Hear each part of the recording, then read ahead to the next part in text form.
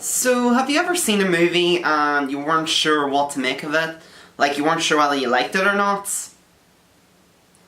That's pretty much how I felt coming out of Valerian.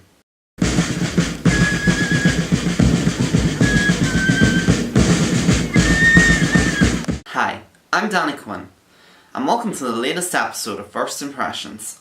On today's episode, I review Luc Besson's passion project, Valerian and the City of a Thousand Planets. This movie is set many years into the future, on board a space station called Alpha, which houses a city of thousands of aliens and beings from other planets. In this future, a special police force has been formed in order to try and keep the peace, and agents Valerian, played by Dane DeHaan, and Laureline, played by Cara Delevingne, have been tasked with recovering a mysterious creature that's supposedly the last of its kind.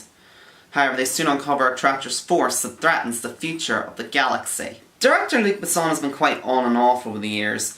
On the one hand, he's made some really great films, including Leon and The Fifth Element, and in more recent years he's written and produced several pretty entertaining action movies, including District 13, Taken, the first two Transporter movies, and Kiss of the Dragon. None of these movies are particularly outstanding by any means, but they're good, fun action movies. On the other hand, he's also given Olivier Megaton a career and contributed to the making of Transporter 3 and the Taken sequels, which are, for lack of a better word, some of the worst action movies I've ever seen. But films like Lucy and The Family, whether you like them or not, did bring him back to the forefront as a director, so he's now back with his latest film, Valerian and the City of a Thousand Planets. That title just rolled right off the tongue, doesn't it? It's adapted from a French comic that's pretty well known in France and parts of Europe, but not particularly well known outside of that. And Besson himself has previously paid tribute to it in The Fifth Element, even going as far as to get the comic's artist Jean-Claude Megers to work on the designs for that film. And I was really rooting for Besson with this film, mainly because I do like a lot of his work, and also because it's a big budget independent movie. It's not a secret that this is one of the most expensive movies made outside of Hollywood, if not the most. And that really does show, because on a technical level, this movie is absolutely fantastic. The production design, the visuals, the cinematography, the creatures, everything. It all looks incredible. It's a very imaginative world, and it almost rivals anything seen in Star Wars, or even Avatar, Guardians of the Galaxy for that matter. But Valerian is a very odd movie, and it's one I'm ultimately very conflicted over whether or not I actually like it. What I liked most about the movie was its world building, especially with all the different planets that Valerian and Laureline travel to. They're very much melting pots of all these different cultures and creatures and planets. And I also really like the film's opening sequence where we see the evolution of Alpha City set to David Bowie's Space Oddity. It's very reminiscent of the opening sequence of Watchmen, and it's a great sequence overall. It's one of the main highlights of the movie. There's also some really enjoyable action sequences in this movie too. There's not much in the way of shaky cam or quick cutting or any of that, which is very relieving. And there's a very fun sequence where Valerian is running around trying to avoid being killed, and he has to wear these futuristic 3D glasses in order to see who's actually attacking him. I thought it was a pretty clever riff on the whole 3D craze, and there's just something so humorously meta about seeing someone running around with a very silly looking device in their head. But that being said, I did have a lot of apprehensions going into this movie. Largely down to its casting. For one, I was very sceptical about Dane DeHaan being cast in the lead role.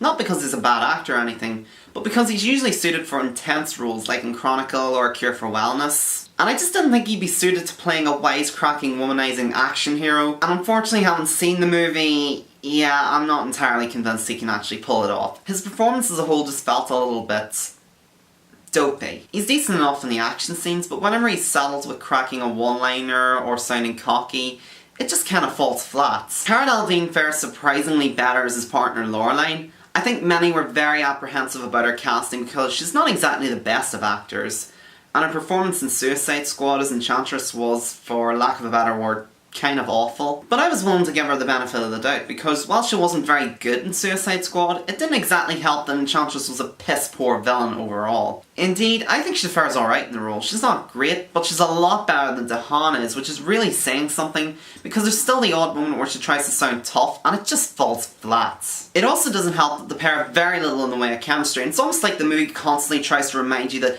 these are two badass space strangers that have been partners for a long time, they're good friends, in order to try and make up for that. There's so much clunky exposition when they're first introduced. Valerian practically spells out his accomplishments while Laureline spells out how reckless and arrogant he is. It's just so sloppy the way that they're introduced in this movie, which really sticks out like a sore thumb, because just prior to that there had been two great sequences that were quite lengthy, And they did a fantastic job of setting up the world and establishing it, and almost entirely without dialogue. The narrative and structure also feels very loose as well. There's not much in the way of narrative flow, and the movie as a whole feels very episodic, which I guess some could argue is a stylistic choice that was done deliberately in order to resemble the comics.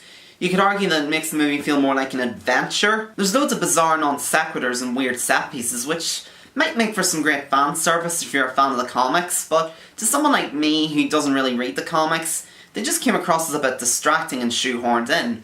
And what's worse is that a lot of these set pieces go on way longer than they actually need to. In the middle, the plot just screeches to a complete halt. Valerian and Lorelai are forced to rescue each other from precarious situations. And admittedly, this does lead to one of the best parts of the movie, where we're introduced to Rihanna's bubble. Another casting choice that I was quite iffy about, but unlike the two leads, I think it actually pays off quite well. She's this shape-shifting stripper who's also a literal illegal alien, but she's also entertaining, and her introduction sequence is one of the most delightfully surreal sequences in the movie. However, this whole portion of the movie goes on way longer than it actually needs to. It kind of reminded me a lot of that sequence in Pirates of the Caribbean Dead Man's Chest, where Jack Sparrow was captured by these cannibals that wanted to eat him, and he had to escape. It's kind of like that sequence, but somehow even more drawn out and more long-winded. It's strange. A lot of the scenes work really well on their own, but when viewed in the context of the movie, they don't work nearly as well. The opening sequences showing the evolution of Alpha and the destruction of this alien planet, they're great sequences in their own right, and the latter especially I think would make for a great short film. The film just feels like a lot of really good scenes that are strung together with not much connecting them. A lot of the scenes with Rihanna, for instance, feel very disconnected from the narrative, even if they are entertaining. And I get the feeling that Luc Besson has been a bit too ambitious with this movie. It's like he was trying to shoehorn in all these aliens and creatures, regardless of whether they actually fit in the context of the story. Look, I hate to knock this movie, I really do. It doesn't give me any pleasure to criticise this movie because I can tell Luc Besson is very passionate about it. You can tell that this is a project that he's been wanting to do for quite some time now, and it's great to see that vision actually come to life. But now let's talk about the elephant in the room. I was a little worried going into it that this movie would be another case of John Carter syndrome, where the source material has widely influenced pop culture, but because a lot of films and comics have taken inspiration from it since then, in a tragic twist of irony, by the time the film actually comes out, it feels very derivative of the same things it has influenced. The whole Valerian and Lorelai dynamic feels very much like Han and Leia in Star Wars, or Star-Lord and Gamora in Guardians of the Galaxy, for instance. And the lack of chemistry between Delavigne and Dehaan fails to make up for that. But the movie is also shown up by comparisons to The Fifth Element, which was the movie that Besson made 20 years ago.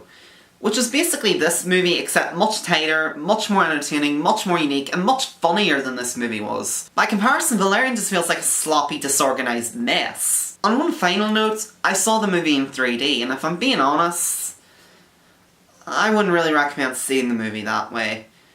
It's not terrible, but it's unremarkable mostly. There's the occasional scenes that look good in the 3D format, but most of the movie is shot in the dark, which makes a lot of the scenes very hard to make out. Overall, I'm very divided on Valerian.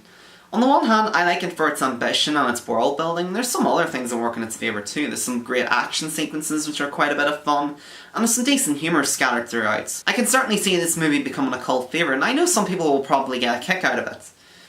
But this movie just doesn't do a whole lot for me, unfortunately. The storytelling is sloppy, and some of the casting choices are downright questionable, and the narrative and structure just fell off for most of the running time, and it's very bloated at 137 minutes. I'm gonna give Valerian and the City of a Thousand Planets a 5 out of 10. I think you'd be better off staying at home and watching The Fifth Element if I'm being completely honest. What a shame. Thank you for watching, I hope you enjoyed this video. I'll be back soon with reviews for Atomic Blonde and The Hitman's Bodyguards, but in the meantime, feel free to like the video, leave a comment and subscribe to my channel. And until next time, I'm Danny Quinn, and I hope you have a pleasant evening. Fuck, my eyes hurt after that.